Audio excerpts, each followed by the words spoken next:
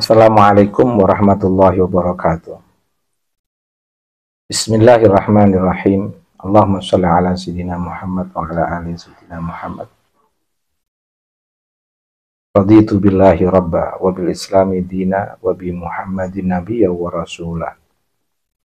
Rabbi zidni ilma warzuqni fahma wa wasi' fiyya rizqi wa barik li fi ma razaqtani. Waj'alni mahbuban fi qulubi ibadika waj'alni wajihan fid dunya wal akhirah wa minal muqarrabin ya katsiran nawal wa ya hasanal fi'al wa ya qa'iman bila zawal wa ya mubti'an bila misal walakal hamdu wal minnatu wasyarafu ala kulli hal. Amin. Dalam kesempatan ini saya ingin menyampaikan respon saya terhadap keputusan MK tentang kewajiban ayah biologis untuk menafkahi anaknya meskipun statusnya anak tersebut adalah anak zina, artinya tidak melalui proses akdun nikah antara kedua orang tuanya. Sementara dari sisi fikih atau hukum Islam, anak zina itu tidak bisa diintisabkan kepada orang tuanya laki-laki. Konsekuensinya bagi orang tua laki-laki, bagi ayah tidak wajib menafkahinya. Karena intisabnya itu tidak bisa ke ayahanda anak zina tersebut. Pertanyaannya, bagaimana mensikapi dua keputusan yang sekilas dalam pandangan awam, umum, itu bertentangan.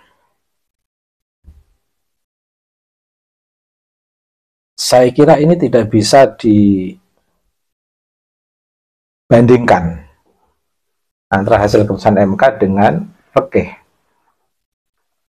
Karena wilayahnya berbeda. Keputusan MK terkait dengan peraturan pemerintah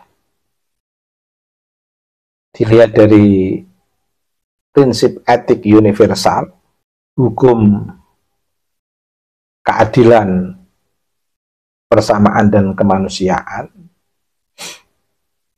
yang di sana tidak boleh mengorbankan anak meskipun zina, tetap harus dihargai harkat martabat kemanusiaannya. Perspektif pemerintah,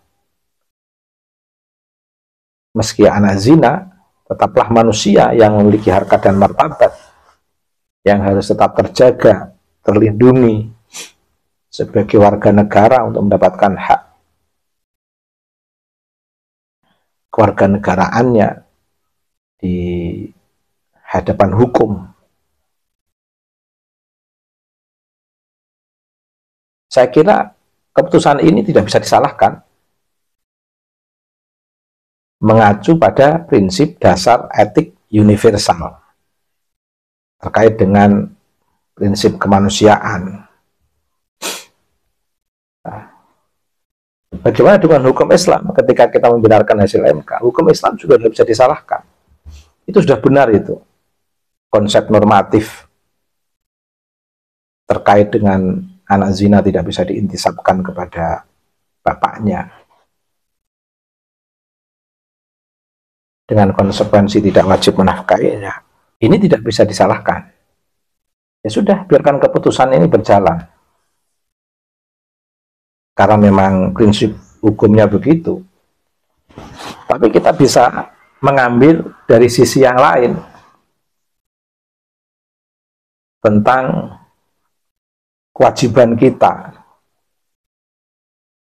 menjaga maqasidus syariah, menjaga tujuan terpenting dalam menjalankan prinsip syariat kita,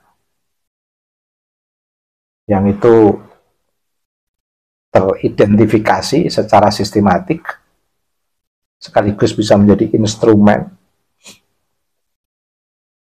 keseriusan keberagamaan seseorang di dalam Islam ini terkait dengan ketuhanan dan kemanusiaan.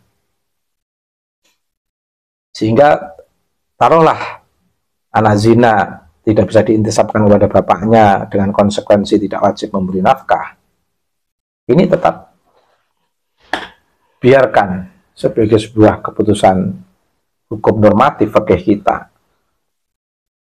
Tapi kita bisa melihat dari sisi maqasidus syariah, kewajiban setiap orang untuk menjaga keberlangsungan apa yang menjadi tujuan syariat, untuk sama-sama berpartisipasi menjaga keberlangsungan syariat terkait dengan menjaga agama. Setiap orang punya kewajiban. Oke, agama secara normatif, hukum fikih misalnya, tidak mewajibkan orang tua laki-laki untuk memberi nafkah anak karena melalui hubungan perzinaan, tapi di situ ada relasi orang tua biologis untuk memiliki tanggung jawab menjaga keberlangsungan harkat dan martabat anak ini, termasuk keberlangsungan nalar anak ini.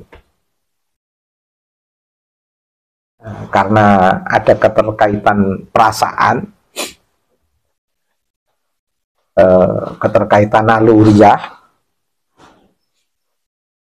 taruhlah tidak masuk dalam teks kewajiban ayah pada anak zina, tetapi setidaknya ada tanggung jawab moral yang di situ juga menjadi bagian daripada tanggung jawab secara langsung terhadap syariat untuk menjaga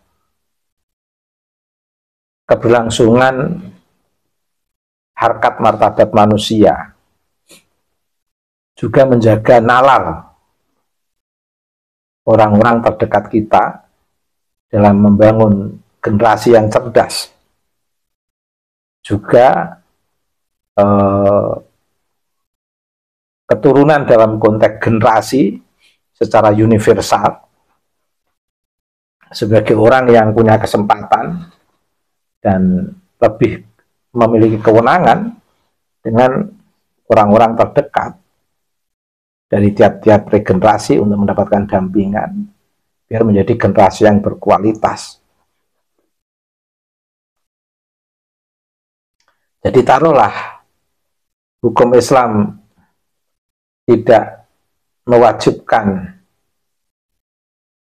orang tua untuk menafkahi anak zina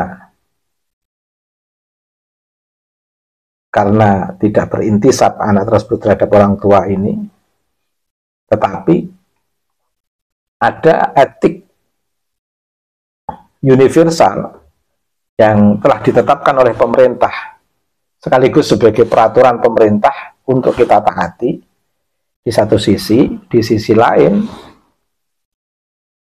ayah biologis yang tidak punya relasi kenasaban dengan anak zina ini tetap memiliki tanggung jawab sosial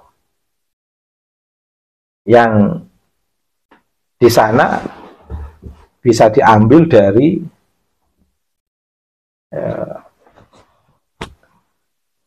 prinsip maqasidus syariah yang terkait langsung dengan kewajiban setiap orang untuk menjaga harkat dan martabat kemanusiaan. Termasuk di situ ada hifdzul akal, menjaga keberlangsungan akal, menjaga keberlangsungan harkat dan martabat anak yang perlu untuk mendapatkan perlindungan dalam konteks keberlangsungan hidupnya. Tentu yang secara langsung dalam konteks hukum Islam yang bertanggung jawab ibunya, karena nasab anak zina langsung kepada ibunya. Tetapi backup moral, backup etik dalam sistem sosial itu, taruhlah kalau tidak bisa menggunakan istilah wajib dalam hukum normatif, tapi tanggung jawab penuh ini harus tetap dilaksanakan. Karena kewajiban nafkah, meskipun tidak ada kewajiban nafkah, memberi nafkah anak zina, tapi kewajiban tanggung jawab terhadap untuk setiap manusia untuk menjaga maqasidus syariah ini tidak bisa dielakkan. Sehingga setiap manusia itu memiliki tanggung jawab relasinya dengan sistem sosial atau sistem kekeluargaan yang terdekat, yang tetap harus dijaga bersama. Sehingga orang lain juga wajib menjaga keberlangsungan anak zina ini. Orang tua biologis meskipun tidak melalui akad nikah juga memiliki tanggung jawab kedekatan secara naluriah yang tidak bisa diabaikan. Dan kalau kita melihat dari sisi ini tentu akan bertemu dengan keputusan mahkamah atau keputusan MK, hasil keputusan MK, sehingga tidak perlu dipermasalahkan. Tapi ada yang lucu loh, kaitannya dengan hasil keputusan MK, relasinya dengan hukum fikih tentang tanggung jawab orang tua terhadap kewajiban orang tua terhadap anak. Meskipun anak zina, ketika pidato itu Gus Yahya itu sebenarnya bercanda. Ini sebagai penutup, menyebut kewajiban orang tua menafkahi anak walaupun anak zina, kaitannya dengan hasil keputusan MK. Kemudian tiba-tiba beliau membahas tentang nasab Ba'alwi. Ini bercanda ini, jangan diseriusi ini. Bercanda, jangan jadi fitnah ini candanya Gus Yahya ini. Canda Gus Yahya ini ya. Canda Gus Yahya. Tapi memang canda ini kalau tidak kita jelaskan kalau ini bercanda, itu bisa merespon dalam perspektif yang berbeda. Tapi secandanya Gus Yahya tentu punya makna. Ya paling tidak nasab ya nasab, tidak usah dijadikan kaji pembahasan yang serius. Hal yang sama ketika orang punya nasab pada orang tua yang mulia, ya jangan dipamer-pamerkan. Bukan pada titik kenasabannya sebenarnya, titik tanggung jawabnya, titik tanggung jawab orang tua terhadap anak untuk mematuhi peraturan pemerintah di satu sisi, dan di sisi lain melaksanakan maqasidus syariah. Jadi nasab itu hanya lewatan. Ya namanya lewatan, ya ada yang dengan jalur yang baik, benar, sesuai dengan hukum. Ada yang melalui jalur yang tidak sesuai dengan hukum. Tapi terlepas dari jalur yang dilewati ini, tetap saja tanggung jawab universal, tanggung jawab etik, atau tanggung jawab sebagai umat untuk menjaga maqasidus syariah tidak boleh diabaikan. Sebenarnya itu yang inti dari apa yang disampaikan oleh Gus Yahya menurut analisis saya Saya juga mencoba mendengarkan pidato beliau. Tapi sekilas yang berhubungan langsung dengan candaan beliau saja. Antara anak zina di satu sisi, di sisi lain ada sebutan tentang nasab Pak Alwi. Jadi selain yang mendengarkan Gus Yahya secara langsung juga ketawa, saya juga ikut ketawa itu. Baik, terima kasih. Assalamualaikum warahmatullahi wabarakatuh.